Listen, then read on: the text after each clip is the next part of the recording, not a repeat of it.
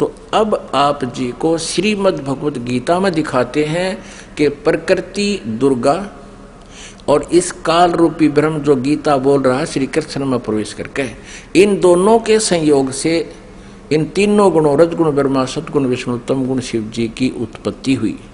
देखना, क्योंकि श्रीमद् भगवत गीता दिखाते हैं। श्रीमद् भगवत गीता में आप जी को दिखाते हैं ये 14वें अध्याय का, ये देखिएगा अध्याय 14 का 3, 4, 5 या 3।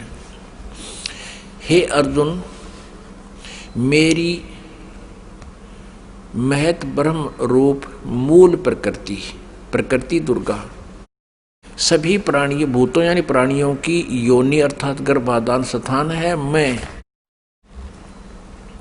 उस योनि में चेतन समुदाय रूप गर्भ को स्थापन करता हूँ। उस जड़ चेतन के तत्व मन उसके संयोग से सब प्राणियों की उत्पत्ति होती है, भूतों की उत्पत्ति होती है। 4 में, हे अर्जुन, नाना प्रकार की सब योनियों में यानी शरीरों में जितनी मूर्तियां अर्थात शरीरधारी प्राणी उत्पन्न होते हैं,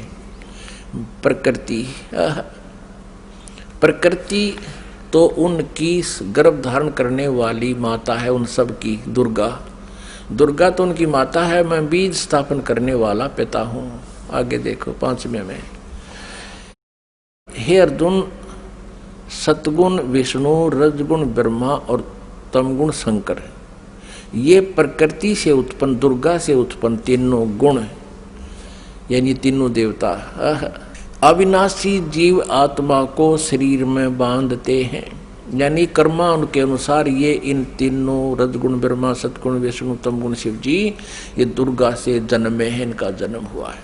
और कर्मानुसार शरीर में यानी कर्म दंड के आधार से हमें यहाँ पर रखते हैं। अब पुण्यात्माओं,